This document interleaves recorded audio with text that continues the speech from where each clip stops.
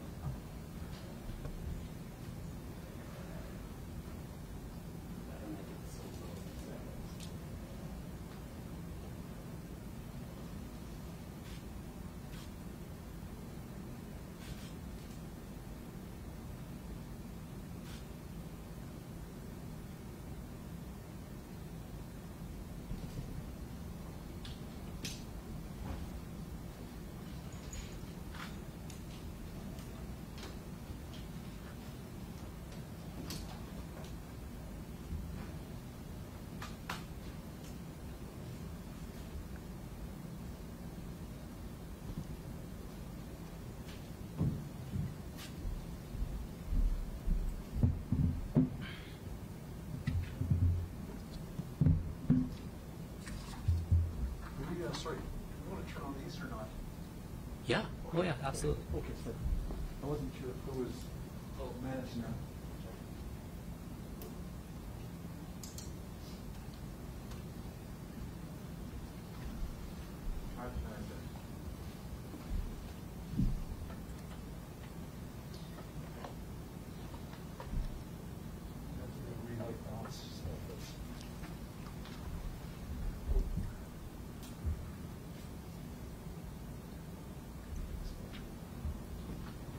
Do you want me to hold this up for you? Yeah, thank you. Yep.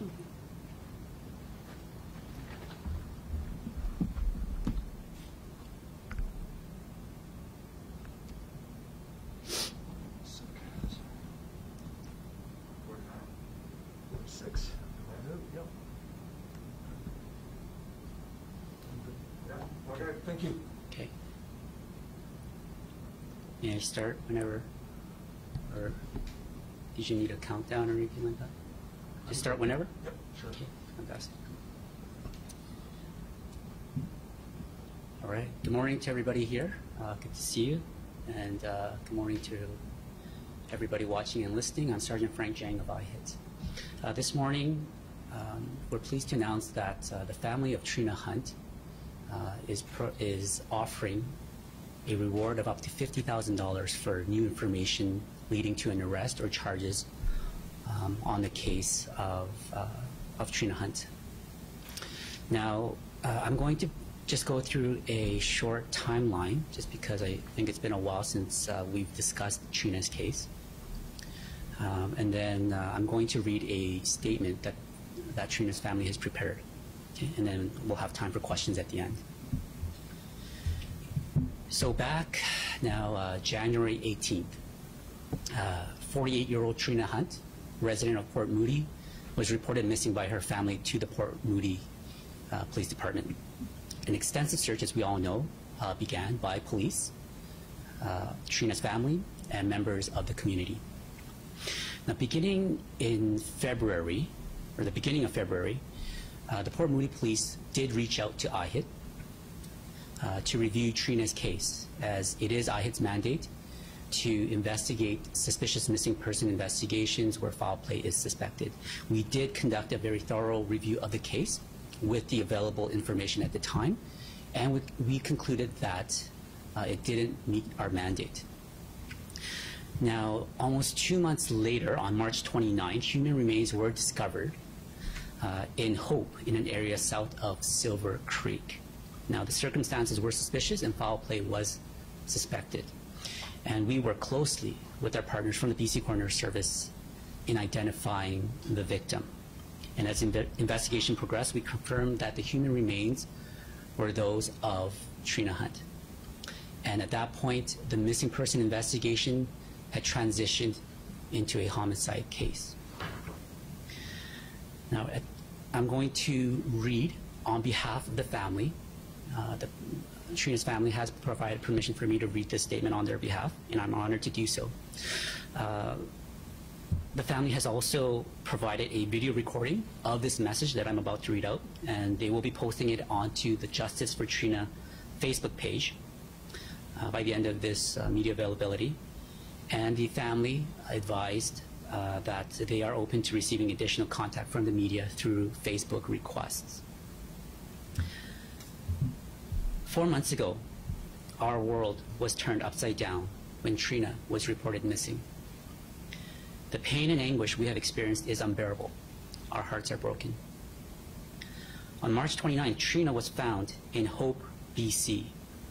Since then, we have had no answers, no arrests, and no closure. Trina was the sparkle of our lives. Her energy, enthusiasm, and zest for life was one of a kind. Anyone couldn't help but feel joyful around Trina as she lived life to its fullest. We are completely and utterly devastated to know that we will never again experience complete family dinners, backyard games of bocce ball, or special pies made by Trina. Our lives will never be the same. This community, our community, has been absolutely amazing. You have supported us each and every step of the way. Our family has continually felt your love and kindness. So thank you. But we need to call on you once again. We need your help. We need to find the person who did this and bring justice for Trina. Someone murdered Trina. Someone took her life. Please think back to the weekend of January 15th. Trina was found in Hope, BC, south of Silver Creek. Did you see or hear anything out of the ordinary? Do you know something? Anything? Our family is offering a reward of up to $50,000 for new information leading to an arrest and laying of criminal charges. We know someone out there knows something or has heard something. Are you suspicious of someone or are you protecting someone? We need you to come forward. We need you to be Trina's voice. Please do the right thing and put an end to this unnecessary suffering. The final message from our family is meant for the person who did this to Trina. You need to come forward and take responsibility for what you did. You have senselessly taken Trina's life and have ruined so many others. Own up to your actions and accept the consequences. It's the least you can do. We all know you're out there, and our family and the community will continue fighting for answers. And while painfully nothing will bring Trina back, our family will get justice for Trina. Trina and all women deserve nothing less. And that is a statement prepared by Brad, Jen, Charles, and Diana Ibbett. So we thank you for their statement. It takes courage to pen those words and to share them with the public. So we thank you. Now, I can take your questions, but please keep in mind this is a very active and ongoing investigation. Okay? I'm not going to speak to the evidence. I'm not going to speak to what IHID is doing. Today is not that day. With that said, however, I want to give members of the media to ask your questions about this investigation so we can start now. Yes. What can you tell us about the digital detox that Trina and Ryan went on through weekend when they were fired? I'm not going to speak to any of that. So digital detox, if that's information that's been circulating in the community, because we're more than aware of conjecture theories, talk on social media, Reddit, and other forums. Okay, we're not going to entertain those things. I'm not going to speak to anything with respect to the investigation. Today is simply a message for those out there who have information. If doing the right thing isn't enough for you, now you have a very lucrative incentive of $50,000, money, a lot of money put up by the family for you to come forward and share that information. And that's what we're hoping for is that person will come forward. Maria, yeah.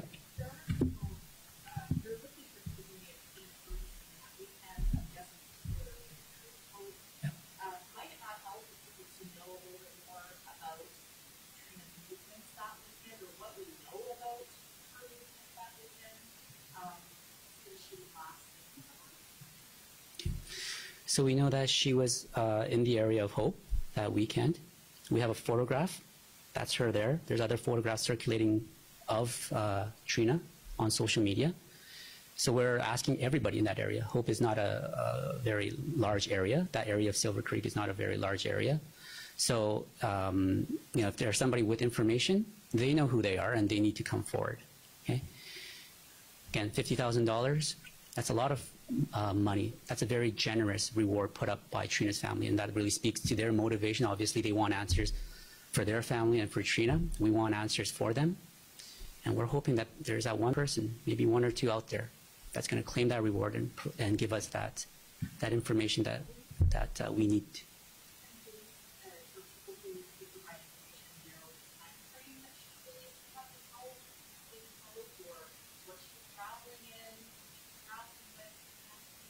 No. Yeah. We understand. We understand that. But that's information that we're not going to provide at this time. But just keep in mind, as the investigation progresses, there may be a time when it'll serve a purpose for the investigation for us to provide more information. But right now, we have to keep that information airtight. And we've spoken so much of, you know, we always throw out that term, integrity of the investigation, integrity of the investigation. But really, I fall back to that term, integrity of the investigation. It is so crucial that we keep what we know to ourselves, and I mean to IHIT for the time being. Because I know there's a very curious community out there, right? Social media has shown that. There's a lot of people who just, you know, want to know what happened just for their own curiosity. But we're very aware that Trina's killer is also out there because he's not. We don't have him in custody yet. But that person is still out there, and that person could be watching and may want to know exactly what the police know. And I am not going to provide any information to that person whatsoever.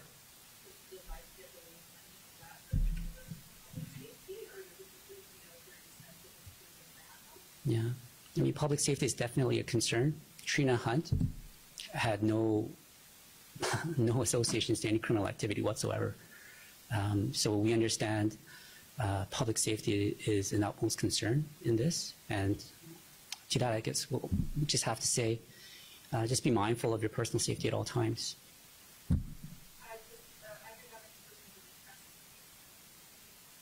We're not gonna go into that. I'm not gonna talk about suspects or persons of interest at this time. But I can tell you that the investigation is progressing well, and that's kind of where I have to leave it at that. I know that's not going to appease a lot of folks, but it's going well, and hopefully the time to provide more information will come soon. Yeah. Going back to the timeline from earlier, police initially said no evidence of foul play, Mm-hmm. and it moved from a missing investigation to a murder investigation. Right. How were the steps determined from, how did it go so far from one way to the other? Yeah, so investigations, particularly homicide investigation, I mean, they evolve, they change. So in the beginning, when Port Moody to conduct the missing person investigations, they had the information that was available at the time. Now they shared it with us because they did their due diligence, and out of an abundance of caution, they came to IHIT. And you have to keep in mind, Port Moody is part of the IHIT program, right? So we're close partners. We took a look at the information very closely, and we were prepared if there was even a shred of indication that there was foul play involved at that time, but there wasn't. Okay? So it continued to progress as a missing person investigation. Now fast forward to March 29th, when Trina's body was found near Hope. There were indications of foul play. Okay, it was a homicide. I'm not going to go into the details, but it was clear that that she was met with foul play, and that's why IHIT took full contact at that time.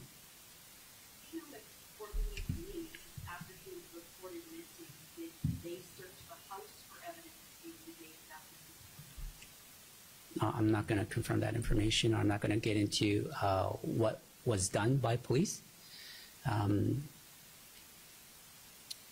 But we're hoping that we will have an update shortly on the case. We're moving towards that.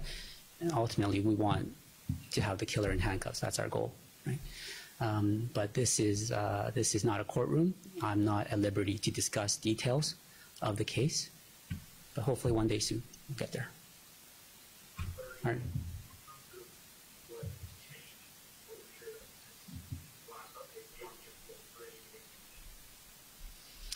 No, other than the reward, other than the fact that we know that witnesses play a crucial role in homicide investigations, okay?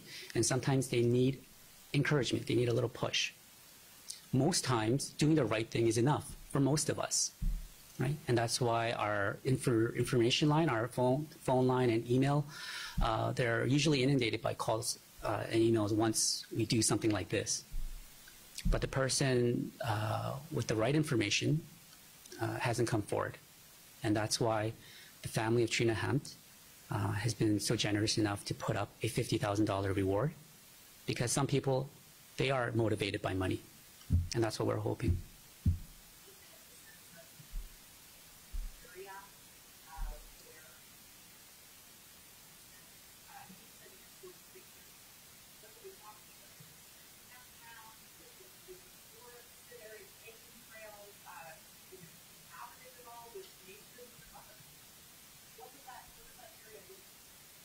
To my understanding, it is not a densely populated area. It's kind of a rural area with, as you described, Maria, there's kind of trees and shrubs and things like that. So can't go into the specifics of the crime scene or what was gathered, obviously, but it did provide valuable information for us on the investigation, and we'll leave it at that. Any other questions? Yes, absolutely, yeah. So I will post the statement and their names and their spelling on our website shortly, but so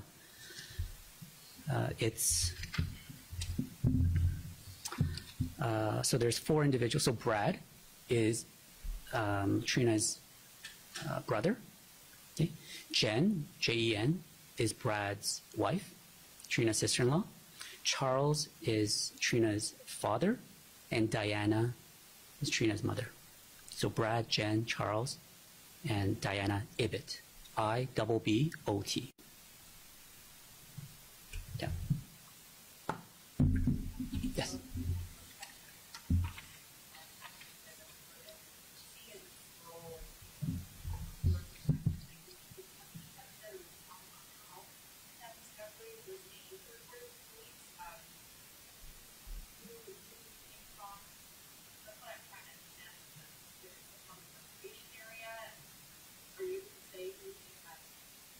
Yeah, sure.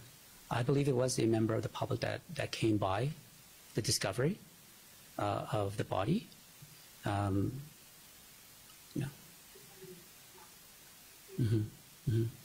And that happens in many of our investigations. We know from experience that, in the woods, in trails, they turn up and people come across them. Sometimes a dog comes across them, or a family pet.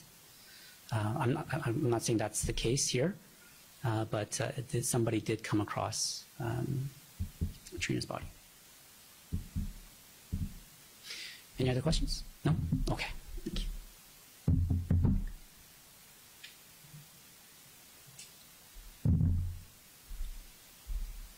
Am I good to take a photograph?